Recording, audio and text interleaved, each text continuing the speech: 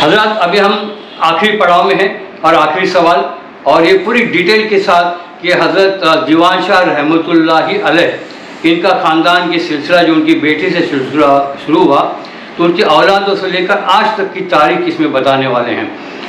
Video को अभी तक देखा है तो आखिर तक पूरा प्लीज़ देखिए, क्योंकि ये हमने पूरी कोशिश की है कि हज़रत ने जो भी जहाँ से जैसा इल्म मिला सबूतों की बुनियाद पर उन्हीं बातों को आपके सामने पेश कर रहे हैं और अभी तक जो पेश किया हुआ है।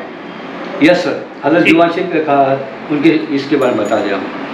हज़रत दीवान शाह की रिहाइश के बारे में बताता हूँ मैं जी कि आपकी रिहाइश जो है मोहल्ला हमाला, जो आज का मोहल्ला सौदागर है, वहाँ पर थी और आप वहाँ पे जो उस वक्त का बना हुआ घर था उसके एक हुजड़े में रहते थे। बाद के अदवार में वहीं एक आपका मदरसा इस्लामिया कादरिया भी था। जी जी जी, बाद के अदवार में आपके नवासे सज्जादा नशीन कुतुबुद्दीन मोहम्मद उन्होंने वहाँ पर एक हवेली बनाई जिसे महल सरा कहा जाता था और उसे हवेली कुतुबुद्दीन भी कहा जाता था, जिसे बाद में 1870 में नवाब जहाँ मोहम्मद दुआम करनालकर इनके बेटे सैयद अब्दुल हक और बड़े बेटे सिराजुल हसन उन्होंने वहाँ पे ख़ानदानी घरों की रिपेयरिंग वगैरह की। तो उस वक्त में सैयद अब्दुल हक को मुकामी तौर पे हक्कू मियाँ पीरज़ादा कहते थे। तो उस वक्त में गेजेटर वगैरह ने लिखा कि हक्कू मियाँ ने बंगला बनाया, उसे हक्कू मियाँ का बंगला कहने लगे। उसके बाद के इसमें फिर उन्हें कंप्लीट हो गया तो उसको हज़रत के नाम से मंसूब किया, जो कि आप दीवान महल कहलाता है।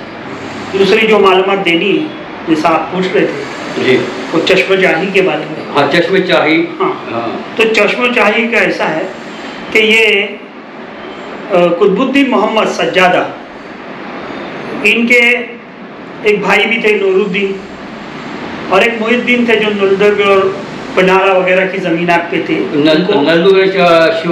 शोलापुर के पास है। हाँ, वो बीजापुर के ही अंडर में था, बीजापुर के अजला थे। तो वहाँ पे उनके इनामी ज़मीनात दी गई थी। बाद में मुझे मुहिद्दीन का नाम नहीं मिलता और एक बहन थी खदीजा। जी जी, तो इस तरह अभी जब कुतुबुद्दीन साहब जो है, अब इनके बारे में आते हैं हम लोग। तो इनके 4 बेटों के नाम मिलते हैं। तो सबसे बड़े हैं वो नवाब नूरुद्दीन मोहम्मद। इन्हें शहजादा मौज़म जो कि वली अहद था औरंगज़ेब आलमगीर का जी बड़ा बेटा था और उनके बाद वो तख्त नशीन हुआ। और वो जो हज़रत के जो दामाद थे शाह मोहम्मद कादरी जी उनके अकीदतमंदों में से था। जी, तो उसने उन्हें पनवेल के पास जो करनाला किला है जी तो वहाँ का किलेदार मुकर्रर किया और 4 गांव की जागीर उन्हें अता की और साथ ही नवाब का खानी और खिताब भी मिला।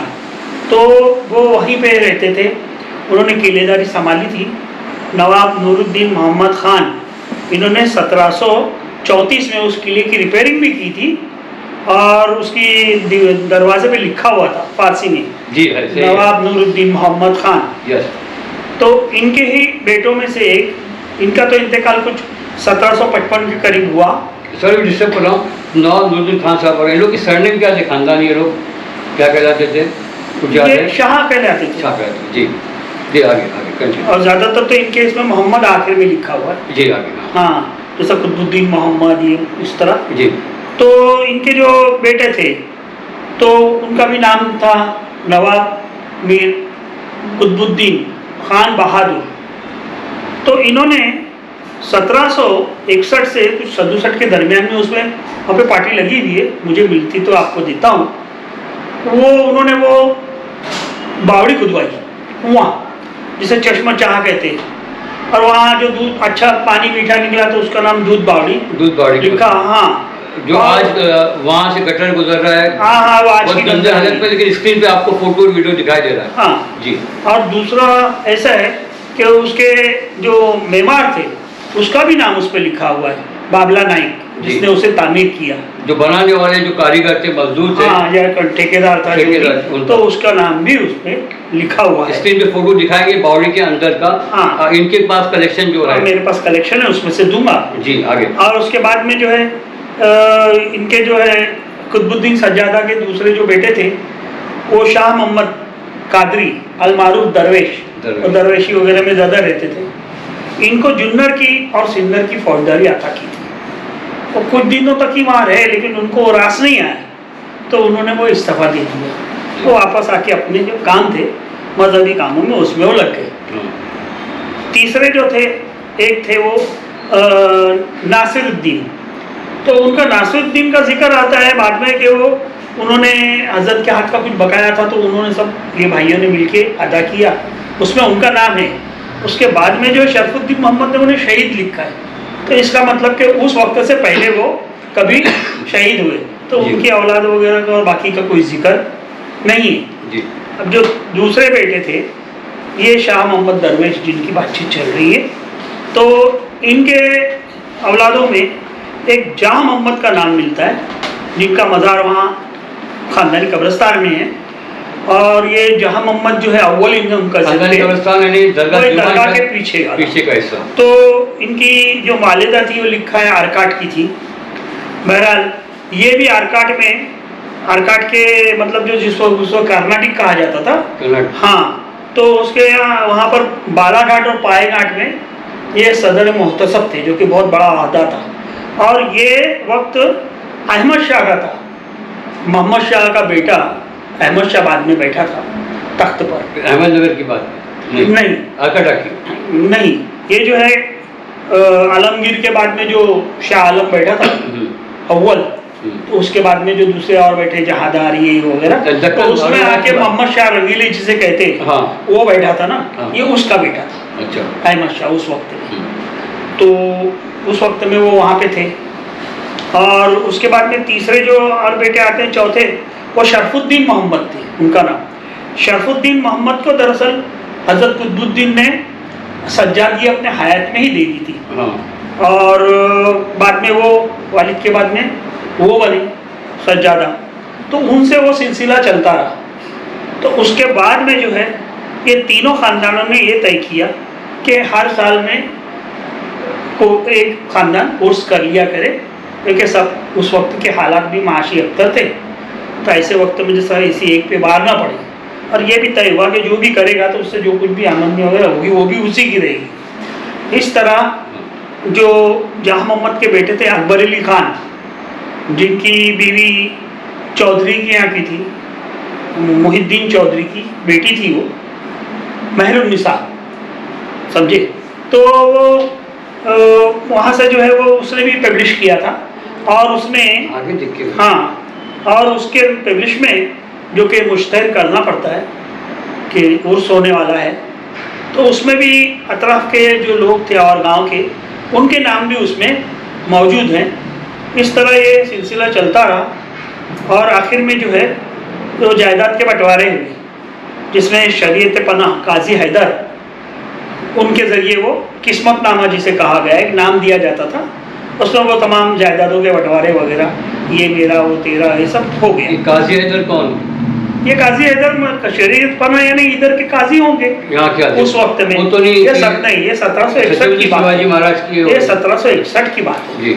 यहाँ पे काजी थे ना, यहाँ के काजी, हाँ, तो जो भी कल्याण के इधर के होंगे वो। तब उसके बाद में जो है ये जो हम सिलसिला फिर आगे पढ़ते हैं तो अकबर अली ख़ान से, तो अकबर अली ख़ान के वहाँ आके तो ये तो सिर्फ सज्जादे तो नहीं थे, वहाँ वो रुक जाता है।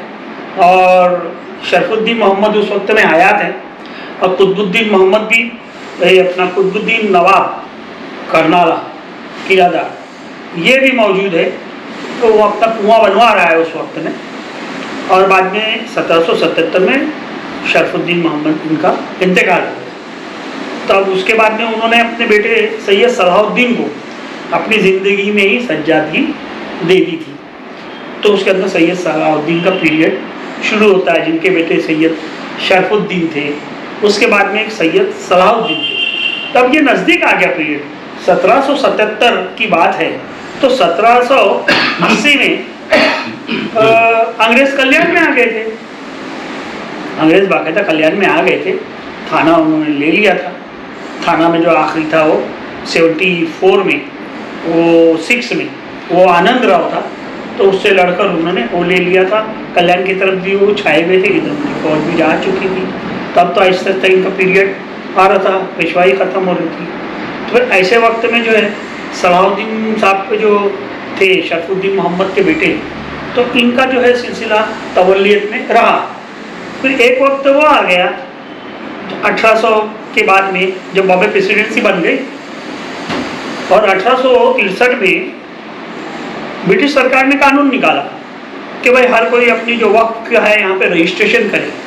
तो उस वक्त 1863 में ये जो अकबर अली खान थे, इनके एक बेटे, इनके सिलसिले का एक नाम मिलता है शमशुद्दीन अली खान, और उनके बेटे थे, उनका नाम था जहाँ मोहम्मद दुआ नवाब करनालकर। तो इन्होंने जाके वो रजिस्ट्रेशन कराया। इस तरह वो उस ख़ानदान में उसकी तवल्लियत चली गई शरफुद्दीन मोहम्मद के ख़ानदान से। और इनके ख़ानदान के जो सैयद सलाहुद्दीन थे, तो मतलब फिर वो वहाँ से अलग हो गए ना, अभी इनके पास चली गई वो। ये जो सैयद सलाहुद्दीन थे, उनके बेटे शरफुद्दीन थे, समझेंगे, और उनके बेटे अब्दुल अजीज़ थे। और उन अब्दुल अजीज़ के एक बेटे थे जिनको अब्दुल अजीज़ थे, तो उनको यहाँ हमारे मार्केट रोड जो है बाजार खुद, वहाँ का काजी ख़ानदान है नसीरुद्दीन खाजी, उनकी बेटी खातून भी उनसे ब्याही गई थी, जो कि फैयाज काजी की बहन थी। लिहाजा जब वालिदा का इंतकाल हुआ तो अब्दुल अजीज़ भी, जैसा कि ननियाल में बच्चों को रखा जाता है, तो उनका नाम भी सैयद सलाहुद्दीन था। ये उस सिलसिले के आखिरी आदमी, तो वो वहीं पे रहे, अपने ननियाल में ही पढ़े वगैरह, शादी वगैरह हुई, उनका औलाद नहीं थी। ये सिलसिला वहाँ आके ख़त्म होता है।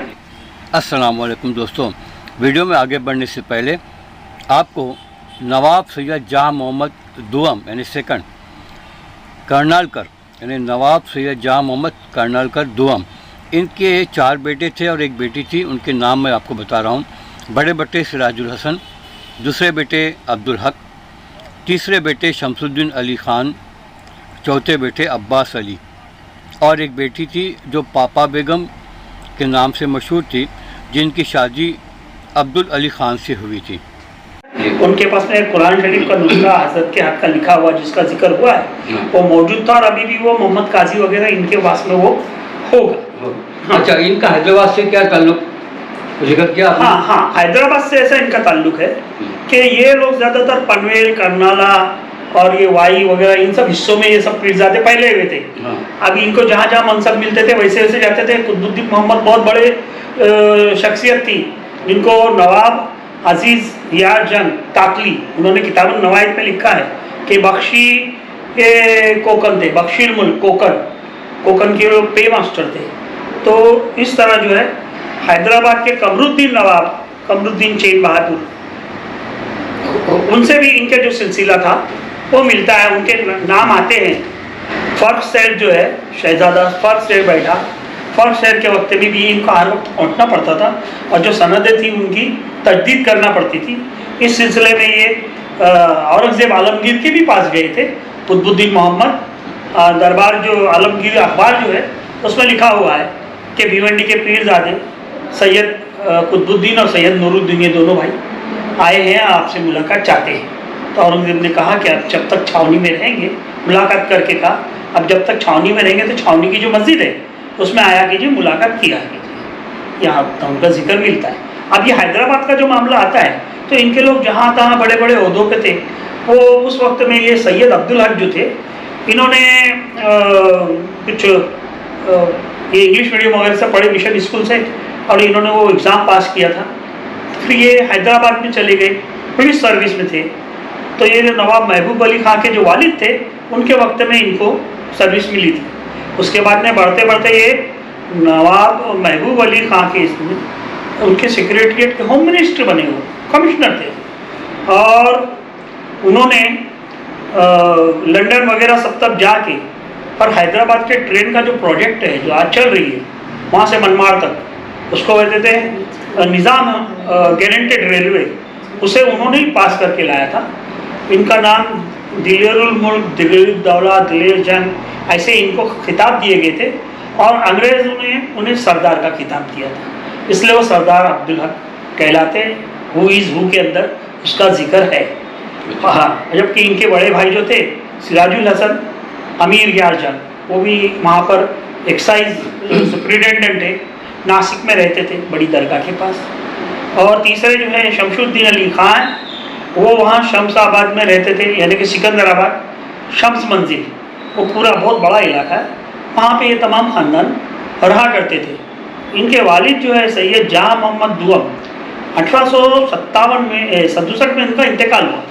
और ऐसा मालूम पड़ता है कि वो भी यही ख़ानदानी जो कब्रिस्तान है दीवानशाह के पीछे, उसमें दफन है। इसी तरह सैयद अब्दुल हक की जो पहली बीवी है तमीज़ुन निसा, उसका भी इंतकाल हुआ और वो भी लिखा है कि भिवंडी में ही दफन हुई। उनसे एक बेटा एक बेटी थी, बाद में दूसरी शादी उन्होंने शरफुन निसा से की थी हैदराबाद में। तो इनकी वालिदा जो है वो तो नहीं पता चला मुझे कि कहाँ की थी वो, लेकिन उन्हें सैयदानी माँ कहते थे और उनका नाम था कादिर निसा। सैयदानी कादिर निसा के इंतकाल पर सैयद अब्दुल हक ने वहाँ पे टैंक बन करके है हैदराबाद में, वहाँ पे उनका वो गुंबद बनाया है, तो सैयदानी माँ गुंबद कहते हैं, बड़ा खूबसूरत है।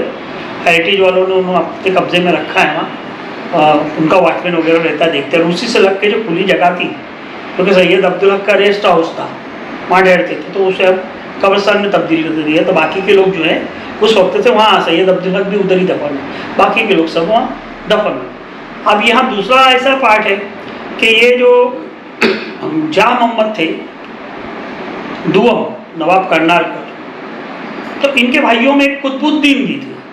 तो उन कुतुबुद्दीन के बेटे थे अब्दुल अली खान। तो इनकी जो बेटे थे 3 और एक बेटी भी थी, वो एक बेटी नवाब जहाँ मोहम्मद ने अपने भाई के बेटे को दी, यानी अब्दुल अली को, उसका नाम पापा बेगम या पाशा बेगम था। तो ये आपस में ही दी। तो उससे बाद में सरदार अली जो थे, सैयद अब्दुल हक के बड़े बेटे सैयद सरदार अली, वो जिस वक्त ट्रस्टी हुए तो उस वक्त में यहाँ अली साहब फक्की देख रेख कर रहे थे, मैनेजमेंट को देख रहे थे। अली साहब फक्की यहाँ के प्रेसिडेंट रह चुके हैं, बड़ी हस्ती थी, और लोकमान्य तिलक से उनकी मुलाकात हुई थी, बड़ा यहाँ जलसा करवाया था उन्होंने। लोकमान्य तिलक को भी वो दी थी थैलियाँ वगैरह, जो भी गाँव वालों ने अंग्रेज़ों के वक्त में अंग्रेज़ों के खिलाफ, अंग्रेज़ों के हक में एक बड़ी बात थी, तो उन्होंने निभा के लिए मामू बंजा पे वहाँ पे वो मंडप वगैरह लगाया गया था, उसका गांव में अलाउ नहीं था। तो उस वक्त में सरदार अली आए थे, लेकिन वो खुद भी इतने इसमें बिजी थे, वो इतना कुछ हुआ नहीं। तो ये जो अब्दुल अली के बेटे थे अहमद अली, तो उन्होंने फिर वापस उसको तजदीद करके ट्रस्ट वापस कायम किया, और वो वहाँ पे उसके रिकॉर्ड्स चैरिटी कमिश्नर में, तो वो अहमद अली साहब थे। अहमद अली साहब के बच्चों में एक मोहम्मद अली थे बड़े बेटे, एक इकरामुद्दीन थे, एक वो थी बेटी थी जीनतुन्निसा, जिसकी शादी खैरुल्लाह खान से हुई थी।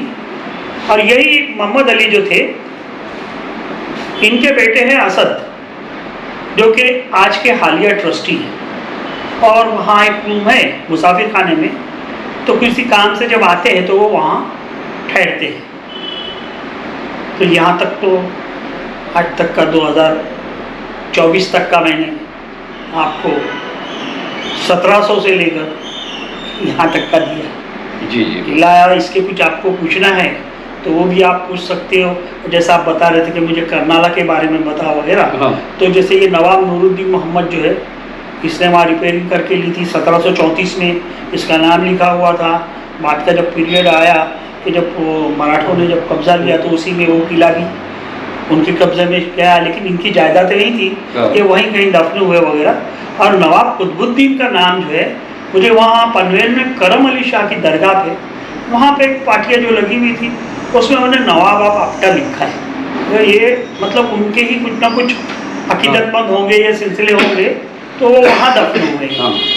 तो इस तरह उनकी एक बेटी है, उसका जिक्र है कि वो बेग फैमिली में ब्याही गई थी। अब वो तो नहीं लिखा है, तो हो सकता है वो पनवेल के ही बेग हो, ये हैदराबाद के हो। कहने बेग फैमिली है ना, बड़ी फैमिली। अभी फिलहाल तो बेग फैमिली एक बड़ी है ना, वो याकूब बेग हाई स्कूल वगैरह जिनके नाम पे, वही एक बड़ी फैमिली है, वहाँ मस्जिद भी है याकूब बेग के नाम की। कंक्लूड करते हैं तो अभी खत्म हो गया जी। ओके, तो बात निकलेगी जो बहुत दूर तक जाएगी।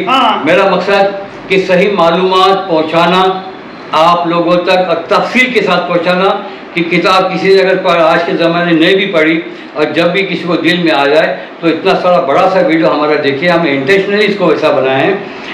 हज़रत सैयद मलिक हुसैन शाह कादरी रहमतुल्लाह अलैह उर्फ दीवान शाह बाबा रहमतुल्लाह अलैह ये दुनिया से सन ईस्वी 1665 में पर्दा कर गए और जिनकी मज़ार से हमने जो तफसीर शुरू की और अभी तक की तारीख हज़रत ने हमें बताई। ये तारीख कोई आसानी से ये नहीं होती, पॉइंट लिखे हुए सब रखे हैं, मैंने खाली जो सवाल लिख के दिए थे और ज़बानी इन्होंने अपने तौर पर कहा, याद किया। और ये हज़रत ऐसे हैं कि इवेंट मैनेजमेंट से रिलेटेड रहे हैं, रिटायरमेंट लाइफ गुजार रहे हैं बराए नाम, लेकिन इनको शौक़ शुरू से रहा है।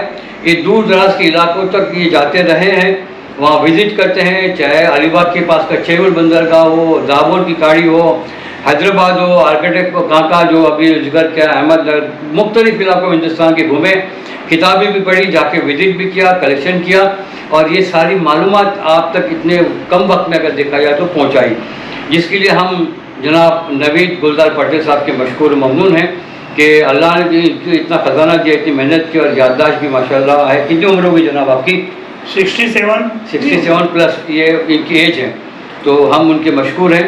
और अभी आपका फ़र्ज़ है कि अच्छे कमेंट से हमें नवाजें, वीडियो को लाइक करें और आप क्या करना है, चैनल को सब्सक्राइब भी करना है। और सुबह से इनके पोते जो है अली सफ़ी ना अली सफ़ी पटेल ये इनके पोते हैं, स्कूल पढ़ते हैं और आज तकरीबन 3:15 बजे से 7:30 पौने 8 बजने को आया और साथ में रहें, तो आप सभी का शुक्रिया। और साथ में ये आपके कौन साहब हैं? ये हमारे साले साहब हैं। ये आखिरी पार्ट ये इनका आखिरी पार्ट जो है हम यहाँ पे शूट कर रहे हैं उनके घर में बैठ के, ताकि आवाज़ का कहीं बाहर प्रॉब्लम ना हो। वंस अगेन बहुत बहुत आपका सबका शुक्रिया, बहुत बहुत दुआ में याद रखिए। ज़रूर।